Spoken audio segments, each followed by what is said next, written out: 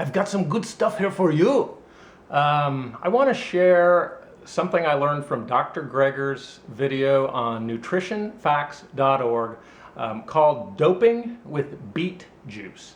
I tinkered with that, came up with my own beet chia seed ischiate type blend and used it to help with a first 100-mile run, which went really well. Between the coffee, the beet ischiate, and the endorphins, felt like Superman out there. Running 100 miles almost seemed too easy. Okay, I don't want to bore you with the science, but beet juice allegedly helps athletes increase their oxygen uptake. So I've got some purple organic beets. I'm adding organic lemons. The last step will be mixing lots of chia seeds in. And then of course I'm going to use watermelon, which allegedly contains a unique electrolyte.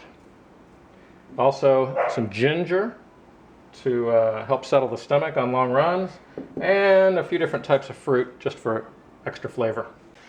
Now, beet greens are very healthy. I got lucky here and got some really nice looking greens.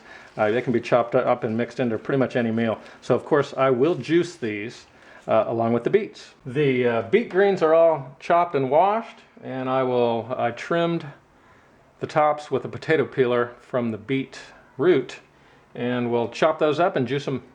So the juicer is filled up with beet greens, ginger, and beetroot. So we'll start the process of juicing that now.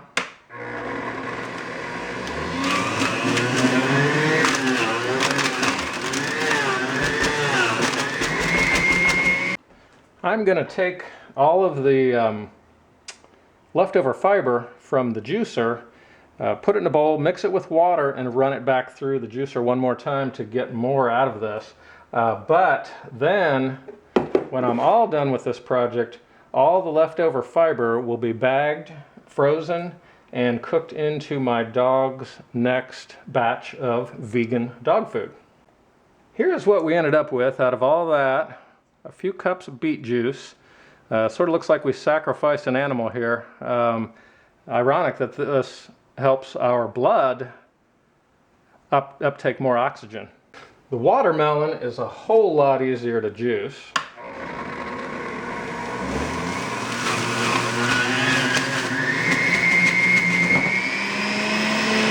Since the original ischiate that we learned about in Born to Run included lemons, I'm going to juice some lemons into this next.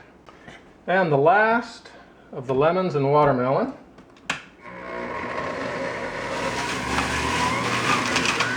And here's what we have thus far. I think I have not donated plasma or blood in several months, and since I'm now recovering from the 100-miler, hopefully next week this will help get me ready to donate. And here is all the leftover fiber from the juicer. Some people turn this into muffins or whatever. I make premium dog food. Getting down to the final steps here, if I were really going to be doing another ultra marathon, I would probably avoid some of this fiber and juice this first. But for this batch, the next step is to add some beet juice and then the chia seeds, blend it all together, and it's almost complete.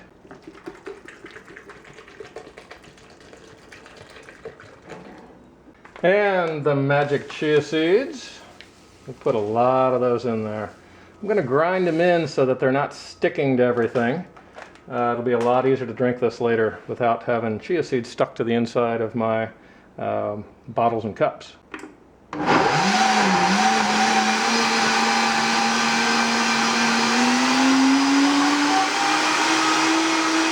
And a few more. Well, I got a little carried away with the chia seeds, so I had to add more juice to be able to mix this. It's pretty thick. Once I mix it all together with the rest of this juice, it should be fine. I might need to add a little bit of water. Okay, this is turning out extraordinary. Pretty thick, really rich. I'm sure it's going to taste earthy and not too sweet.